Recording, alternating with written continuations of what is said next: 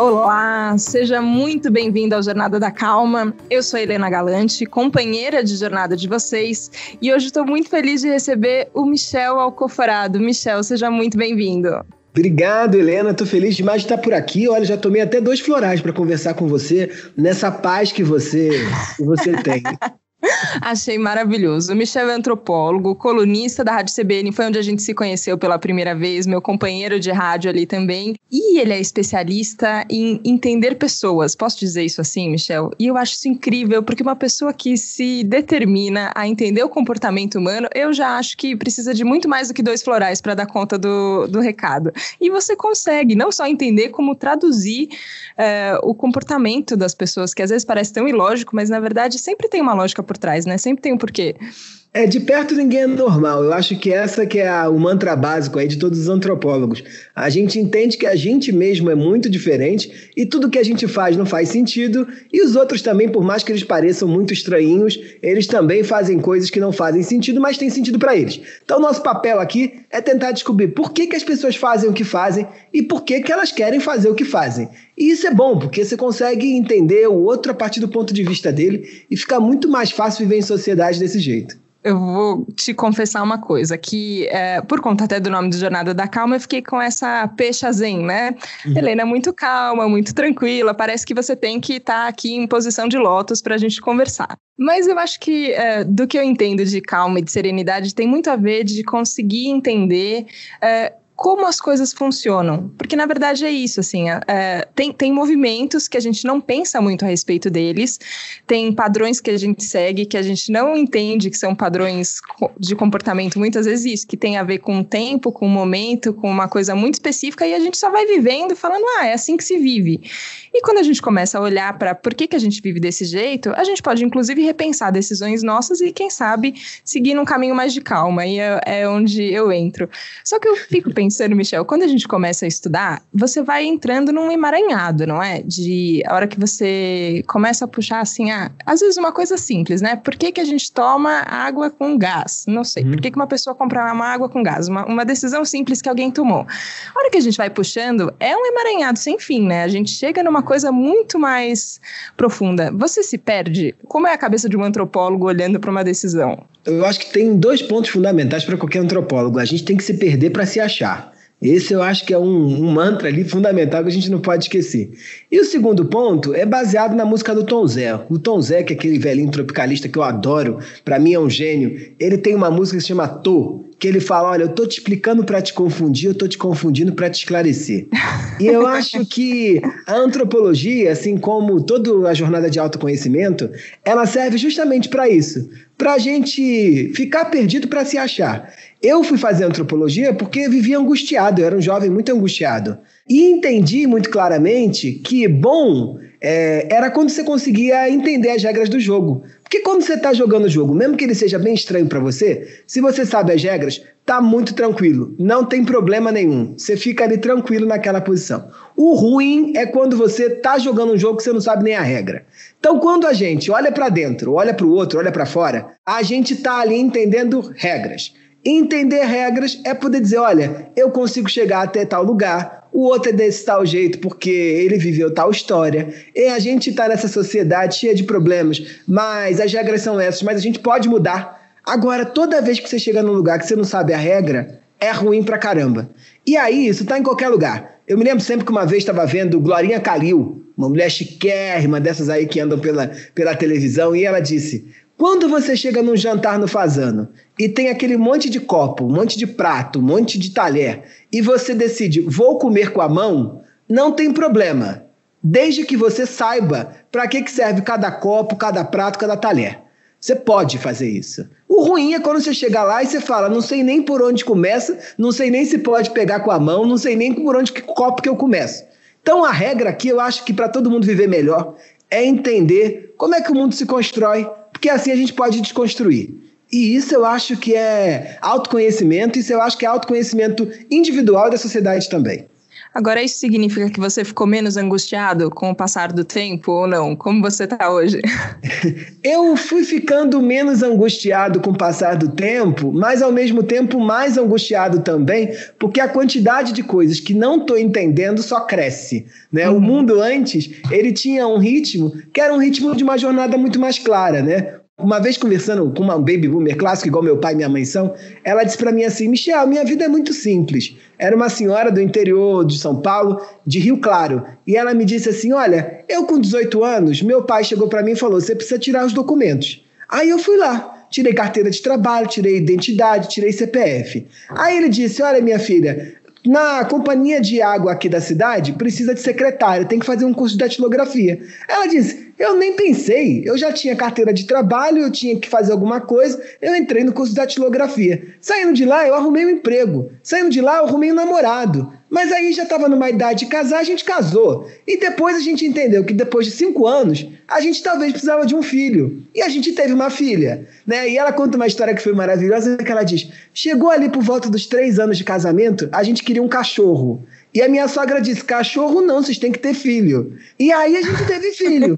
E com 40 e poucos eu me aposentei. E agora eu estou esperando os netos. Então era uma vida que já estava mais ou menos combinado qual era a trajetória.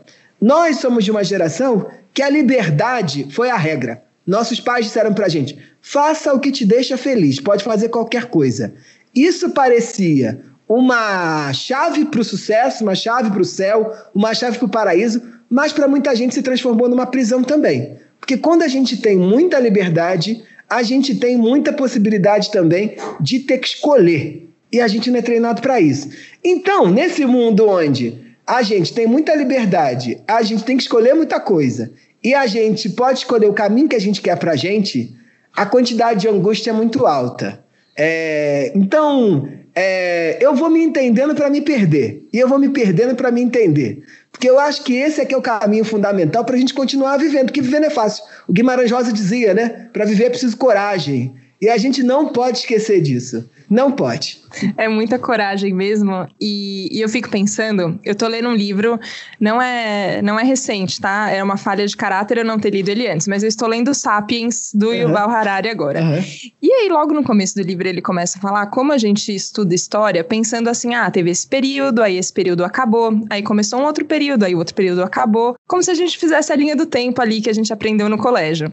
E, na verdade, as coisas não funcionam desse jeito. Você falou de baby boomer, e a gente fala de geração Z, geração X, millennials. A gente estuda um pouco como se uma coisa acabasse e tivesse começado a outra. Só que, na verdade, a gente vive numa mistureba. E o que eu fiquei preocupada é que a hora que você estava descrevendo essa moça falando: minha vida foi assim, e foi simples, e é isso e aquilo, eu falo: nossa, na minha cabeça tem um resquício desse pensamento. Eu tenho ainda uma esperança de que as coisas vão ser assim, que se eu fizer isso, mais aquilo, eu vou chegar numa fórmula feliz e olha aqui, a vida tá resolvida. E não é mais assim. Tem mudanças que é isso, é uma geração pensando de um jeito diferente, a sociedade vai mudando, a tecnologia vai influenciando nisso também, junto com essa coisa dentro da gente, que às vezes parece que demora mais pra mudar, né? Às vezes eu me sinto uma velhinha dentro de mim, assim, sabe? Pensando num pensamento antigo, você fala: nossa, Helena! Mas, Helena, isso eu acho que é um dos principais males dos nossos tempos, assim. Nós inventamos um mundo que produz gente que não cabe mais nele. Não é à toa que os índices de suicídio, de ansiedade, de crise de pânico são cada vez maiores, né? Porque, repara, nós temos por volta dos 30 e poucos anos e, teoricamente, estamos no momento mais poderoso da nossa existência, porque você tem uma conjunção ali de liberdade, com autonomia, com independência, e isso passa, a gente sabe bem desse negócio. Só que, ao mesmo tempo, quando a gente compara a nossa infância, onde a gente ficava jogado, vendo televisão, o pai de vez em quando só olhava e dizia: tá vivo, né? Não é igual essas crianças que tem hoje aí, que a mãe monta agenda e por aí vai. E a gente compara com o mundo que a gente vive hoje, já é muito diferente, né? Eu estava escrevendo um capítulo aqui do livro que estou fazendo e lembrando da minha própria trajetória, onde minha mãe me colocou numa escola achando que se eu passasse para uma universidade pública, de qualidade, minha vida já estava mais ou menos resolvida, né? Ela disse: está fazendo faculdade, graças a Deus. E hoje a gente começa a ver, dentro do mercado de trabalho, que muitas das vezes o lugar onde você estudou nem interessa mais. Você fez jornalismo, tenho certeza que lá não ensinaram podcasts, né? Você deve ter estudado rádio e TV, construir leads, de revista lá, mas podcast não existia. E aí a gente pensa, qual é a certeza que a gente tem agora? Não tem. E viver nesse mundo de muitas incertezas, eu acho que é uma das principais fontes de sofrimento dos nossos tempos. Por quê? O que a gente cria ali? Quase 3 tipos de gente, tá? Um é um tipo de gente ansioso. E eu brinco que ou cairemos num desses em algum momento, ou ficaremos presos lá para sempre. O que é o tipo de gente ansioso? É um mundo com tanta incerteza que as pessoas querem se antecipar ao mundo que vai vir na frente. Como se elas pudessem saber. Sabe assim? Não dá, né? Eu acho que eu vou mudar para praia agora, porque tem que mudar, vou vender meu apartamento agora, porque São Paulo vai acabar e não sei... Não, né? Isso não vai ser isso. Mas o cara já está pensando em 2025. Isso é valorizado pela sociedade que a gente vive. As capas de revista, os inovadores, os homens de sucesso, as mulheres mais ricas do Brasil, são aquelas que foram vistas como inovadoras. E elas foram inovadoras por quê? Porque eles foram capazes de ver o tempo antes do tempo. E aí todo mundo fica ansioso, as crises de ansiedade só aumentam. Um outro movimento são os depressivos, né? Ou os deprimidos, de maneira muito clara. A gente sabe que isso está muito relacionado também a causas biológicas e químicas, mas também tem um aspecto sociopsíquico. É que tem pessoas que olham para o mundo e falam, não vou conseguir me encaixar mais nesse mundo. Estou completamente descolado desse mundo, ele não dá para mim mais do jeito que ele está posto, né? E aí você tem um outro público, que eu brinco que são os entediados, que é um cara que não vê muita saída, ele não acha que pode se antecipar ao futuro, ele não acha também que ele já foi jogado para fora do sistema de maneira muito clara, e ele vai levando a vidinha do presente, assim, sabe? O day by day. Mas não o day by day de uma forma poderosa, mas um tipo, já tô casado desse jeito, já tô com esse emprego, já fiz o que tinha que fazer, não vou me movimentar não, vou esperar ver como é que vem a próxima onda. E isso é muita sensação de sofrimento, né? Eu sou contra, Helena, cada vez mais, um discurso que a gente vê muito forte de que você tem que sair fora da caixa e que você tem que sair da sua zona de conforto. Eu sempre digo, em que momento que o conforto ficou ruim? Conforto é bom, gente, né? Imagina você viver uma encarnação fora da sua zona de conforto. Ninguém quer isso, né? Mas precisa disso. Mas, gente, eu quero sombra e água fresca. Pelo menos de vez em quando, né? Claro. Eu acho que eu vejo também que a gente usa as palavras, às vezes, de um jeito não preciso. Eu acho também que a gente tem quase uma necessidade colocada na cabeça, né? Parece que se você tá parado em algum lugar, tem alguma coisa errada. Se você não estiver em movimento muito ativo. E eu acho que quando eu penso que calma, gente, só calma. Que é uma coisa que eu falo pra mim muitas vezes, porque eu me percebo muitas vezes nesses 3 movimentos que você descreveu muito bem. Então, ou muito ansiosa, ou muito preocupada, ou querendo falar, então deixa pra lá, não vou fazer mais nada. Quando eu me vejo nesses movimentos, eu falo, não, pera, calma, vamos com calma, vamos ver. E eu acho que é isso que as pessoas chamam de zona de conforto, muitas vezes é só uma zona de desconforto, né? Que você se acostumou nesse formato entediado que você falou, que a gente se acostumou e fica achando que não tem mais nada assim. Só que eu vejo, e eu não sei, Michel, agora é a nossa conversa mais profunda que estamos tendo aqui, então você me conta se é verdade ou não. Mas eu vejo cada vez mais pessoas que estão dispostas a falar, não, peraí, a gente constrói esse mundo, a gente está vivendo aqui, enquanto eu estou vivo, eu posso fazer alguma coisa.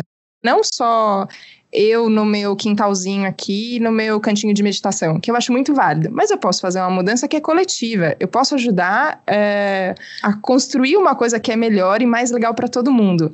Que eu acho que tem um tipo de otimismo nisso, uma esperança otimista, mas ao mesmo tempo é realista. Você é assim, você vê que... E eu tenho a impressão que tem mais gente, assim, que são quase uns inconformados, talvez, com como as coisas estão, e fala, não, peraí, gente, tem que ter outro jeito. Helena, total. Você sabe que toda vez, eu sou um grande... um ávido consumidor de saberes esotéricos, né? E eu amo tarólogo, astrólogo, eu faço tira-teima de astrólogo, vou 3 astrólogos no mesmo ano para saber, eu vou em tarólogo, numerólogo, não sabia disso, adorei. Eu amo esse negócio. E, ao mesmo tempo, todos que vão lá, inclusive, dizem o poder da meditação, o poder da espiritualidade, o poder do autoconhecimento. E eu já tentei várias vezes e entendi que esse não é o meu lugar. Eu tento, tá? Eu tento. Mas entendi que, na medida, eu posso olhar para dentro e eu posso me autoconhecer sem ser só meditando do jeito tradicional de que eu paro e respiro. Eu escuto mantra pra caramba e faço isso como? Faço isso na hora que estou escrevendo. Então eu tenho aqui minha playlist de mantras tibetanos e entro quase num transe que é na hora que estou escrevendo. Então isso para mim, de certa forma, é uma meditação. Não é meditação do parado, do que estou olhando para dentro, que não estou pensando, mas eu entro quase num flow. E eu acho que é isso que a meditação dá pra gente. Agora, do ponto de vista para a sociedade, eu sou muito inconformado, mas muito otimista ao mesmo tempo. E só por quê? Porque tudo que a gente construiu, a gente destrói. Se a gente faz isso com prédio, gente, não vai fazer isso com a gente faz isso sim. Então, só que eu acho que o trabalho fundamental é você se dar conta do problema. É você se dar conta da situação, né? A gente não pode viver, por exemplo, num país com racismo estrutural como a gente vive e não chamar as pessoas para esse pensamento, né? Eu, às vezes, lá na rádio, eu tomo posições que nem são as minhas mais ferozes, mas lá eu acho que é preciso. Para que o nosso ouvinte, ele se dê conta, alguém tem que puxar a corda mais do que o necessário, para as pessoas poderem se dar conta do que está acontecendo. Então, esse papel, eu me aproprio desses lugares onde posso falar e onde posso perturbar, e da antropologia que me ajuda a fazer isso, para poder gerar esse movimento. E acho que isso é uma pequena transformação. Todas as vezes que recebo uma mensagem da rádio, ou lá na coluna do UOL, em outros lugares que escrevo, às vezes são muito agressivos, mas eu acho, perturbei essa pessoa de algum jeito. Mesmo quando a gente tem uma mensagem que é muito dolorosa, hater mesmo. Uma vez escrevi uma coluna do UOL no começo da pandemia que tratava um pouco da dificuldade das gerações mais velhas em lidarem com o processo de isolamento social. E era quase um trabalho empático, porque eu dizia, olha, para mim e para você, que estávamos aqui já usando o Skype, é fácil, a gente só aumentou o número de vezes que começamos a fazer chamadas. Mas para minha avó de 92 anos, que não sabe nem ligar o celular direito, é muito desafiador aceitar ficar em casa. E o título da coluna era "Por que Bolsonaro acha que é só uma gripezinha?" E aí ele tinha uma resposta que dizia, olha, porque ele é velho, tá? E não porque ele é velho no sentido de velhice, mas é porque ele faz parte de uma geração que o processo de desmaterialização da vida é pesado. Olha, foi recorde de clique e eu nunca recebi tantas mensagens de gente querendo... Eu apanhei de tudo quanto era lado. Eu apanhei dos asilos porque estavam chateados que eu disse que o Bolsonaro era velho. Eu apanhei dos bolsonaristas. Eu apanhei dos velhos não bolsonaristas. Eu apanhei de tudo quanto era lado. E aí eu entendi, que bom que eu gerei uma percepção. E um debate sobre o que é velho, sobre o papel da geração nesse processo de isolamento social. Então, essas pequenas transformações diárias que a gente gera, eu acho que eles são pequenas sementes de transformações da sociedade, para a transformação da sociedade. E eu acho que isso é muito importante para a gente, porque senão a gente tem que acreditar que pode mudar, senão não serve. Nossa, eu acredito muito nisso. E eu vejo que tem papéis de mudança que cada um vai ser uma mosquinha na sopa ali numa esfera diferente, né? E eu acho muito legal isso. A antropologia tem uma questão com as ideias, com o que a gente pensa sobre o mundo. E às vezes isso, um pensamento diferente que parece que no primeiro momento não cabe na nossa cabeça, depois você fala, não, por que foi assim? Só que tudo que a gente mudou porque alguém olhou e falou, essa ideia não faz mais sentido. Talvez essa ideia nunca tenha feito sentido e a gente acreditou nela só porque a gente quis, e agora a gente pode pensar em outra coisa. E eu vejo que tem também um outro caminho, que é um caminho de sensação. Ontem eu estava ouvindo um mantra tibetano, eu achei engraçado que você falou, porque tem aqueles sinos, né, e começava falando isso, assim, ó, que esse som do sino chegue até você e chegue a todos os seres do planeta, não importa em que lugar escuro ou lugar claro estejam, e aquilo vai entrando, eram umas imagens bonitas, eu fiquei ouvindo no repeat, eu falei, eu não sei exatamente nem do que todas as palavras do que estão sendo faladas, mas esse som vem e chega e me coloca numa outra sensação, que também é um jeito de mudar, eu vejo assim, sabe? Porque num mundo que diz pra gente que tudo tem que ser tão frenético e tudo tem que ser tão rápido, então como é que a gente consegue mudar a sensação? E aí eu vejo isso, a gente tem que mudar a sensação, a gente tem que mudar os pensamentos e a gente vai mudar os comportamentos também. E eu queria te perguntar sobre isso, porque no seu trabalho com a Costumoteca, você estuda o comportamento das pessoas. E eu vejo que tem essas pequenas e grandes perturbações que vão acontecendo nos pensamentos, nos sentimentos das pessoas, mas você acha que já está mais próximo da gente sentir uma mudança no comportamento de todo mundo? Olha, não há como passar por uma pandemia igual essa que a gente passou, está atravessando agora ainda, né? Porque não sabemos como esse negócio vai melhorar, mas sem grandes transformações. Eu desconfiava e falava sempre isso, desde o começo dos primeiros casos, de todo mundo que dizia que a gente ia sair igual. Eu disse, não, claro que não, é impossível a gente sair igual. É impossível porque uma pandemia como essa, ela se impõe numa sociedade como um trauma. Ninguém pode imaginar que a cidade que nunca dorme, pode ser São Paulo ou Nova York, ia ficar 3 meses fechada.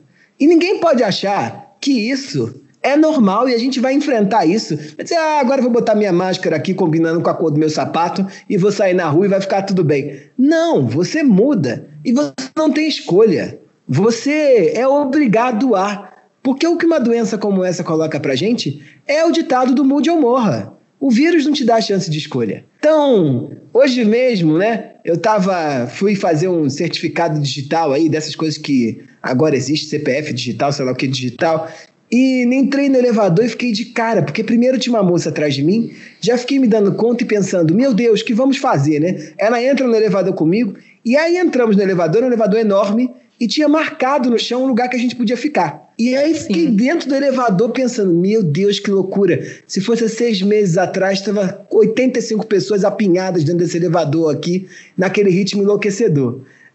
Não vamos voltar nunca mais a achar isso, né? Voltar a ser do mesmo jeito. Então a transformação está posta, tá? Agora, eu acho, infelizmente, Helena, que não vai ser dessa vez ainda que a gente vai ficar mais solidário. Ou não vai ser dessa vez ainda que vamos construir laços onde a coletividade se sobrepõe ao papel do indivíduo.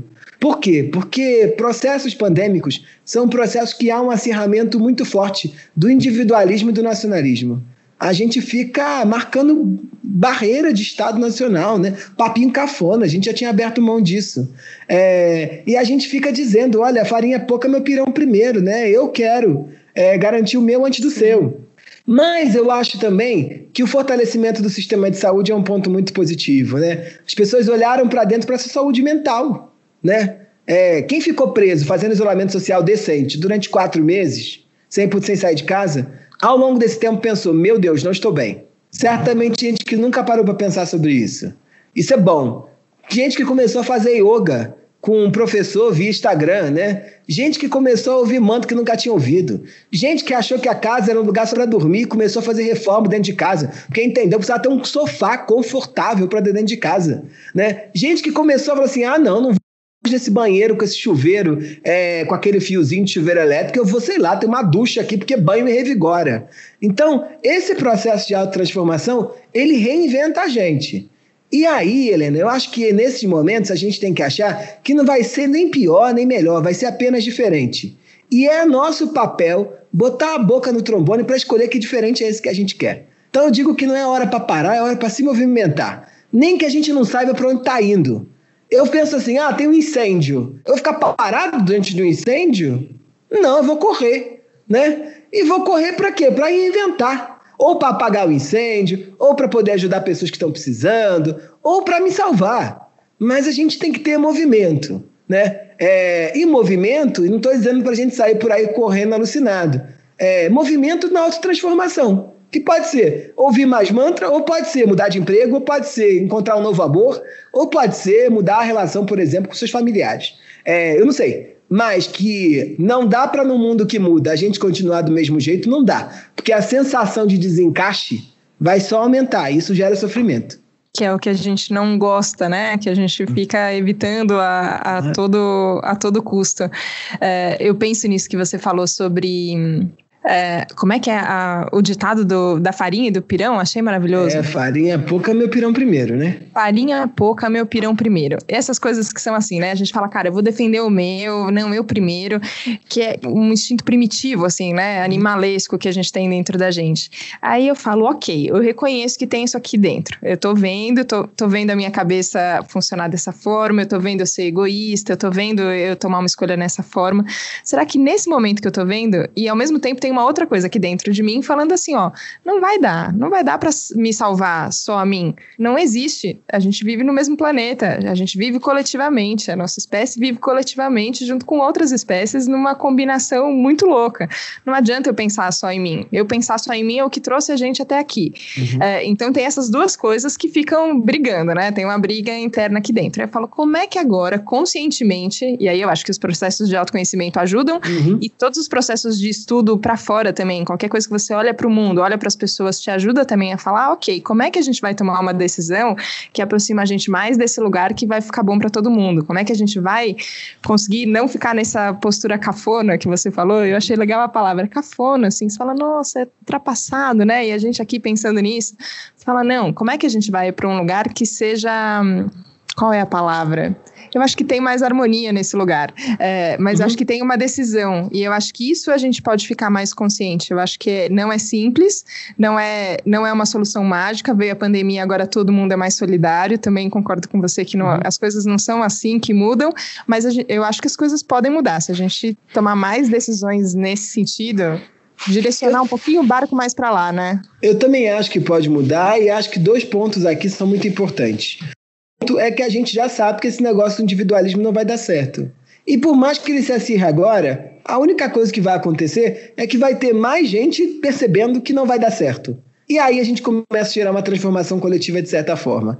Agora, nesse movimento todo, nós precisamos, de certa forma, se aproveitar do território do individualismo para cobrar dos outros, né? Para cobrar, né? Eu acho que a gente não pode viver num país onde 100 milhões de pessoas vivem com menos de R$438 por mês, como diz o IBGE, né? Eu não posso aceitar isso. Helena, eu e você não podemos sair para jantar e gastar o que alguém vive durante um mês. É impossível a gente viver num lugar desse jeito.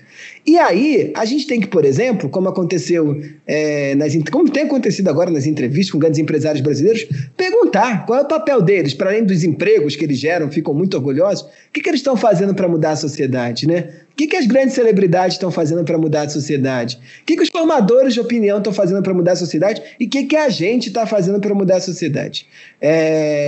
Porque a gente não pode achar que os outros tomam autoconhecimento do seu papel, ou autoconsciência do seu papel sozinhos. Às vezes cabe a gente lembrar eles também, né? Quantas vezes, sei lá, você estava fazendo alguma coisa errada e aí seu pai chegou para você e falou, isso não vai dar certo muito não. E você falou, putz, eu acho que é isso aí mesmo, acho que não vai dar certo não. Se você pode continuar fazendo, pode. Você tem livre-arbítrio. Agora, precisa ter alguém te dizendo, olha, acho que isso aí vai dar merda, né? Precisa. Então, esse processo, eu acho que ele se dá nesse caminho que eu brinco que é esse território do ir e vir eterno, sabe? Do olhar para fora e olhar para dentro, do olhar para fora e olhar para dentro. Porque gente que olha só para fora se perde, gente que olha só para dentro se perde também.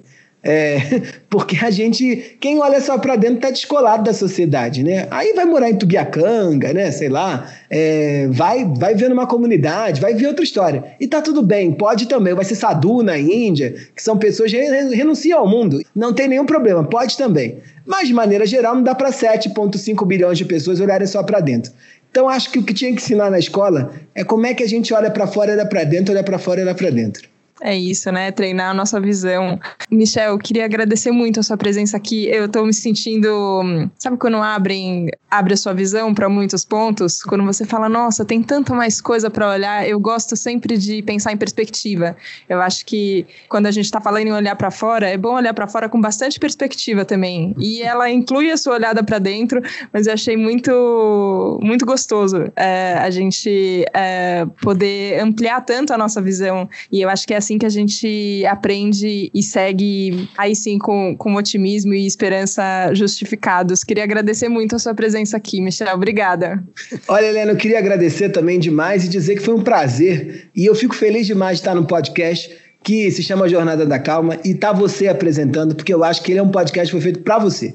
ele tem, e não por conta de que você é calma, nada disso. É porque a gente chega aqui, eu acho que a gente respira e também olha o mundo de uma outra forma. E isso está conectado com o teu propósito, acho que está conectado com você. Muito obrigado, hein? Obrigada. Que gostoso ouvir você falar isso, acho que é isso mesmo. E eu sinto que todo mundo que está aqui ouvindo a gente, eu agradeço muito a todas as pessoas que resolvem dar o play num programa que chama Jornada da Calma. Eu acho que de certa forma se conectam a esse propósito também e espero que sigam agora com muito mais perspectiva. Obrigada, Michel, um beijo. Obrigada a todo mundo que nos acompanhou aqui no Jornada da Calma. A gente se vê na próxima segunda, combinado? Tchau, tchau.